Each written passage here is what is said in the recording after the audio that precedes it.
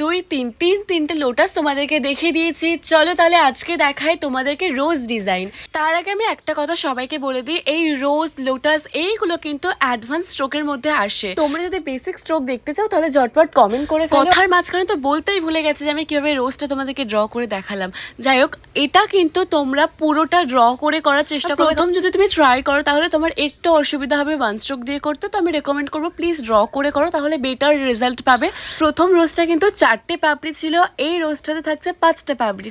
যারা যারা পোস্টটা রিক্রিয়েট করছো তারা অবশ্যই আমাকে মেনশন করো, তাহলে তোমাদের পোস্ট আমি আমার স্টোরিতে শেয়ার করে দেবো। আর একটা কথা, অনেকে আমাকে জিজ্ঞাসা করে যে ভয়েসটা কার, তো আমি বলে রাখি যার প্রোফাইল যার ডিপি দেওয়া আছে ভয়েসটা কিন্তু তারই, তো একবার চেক করে নিও।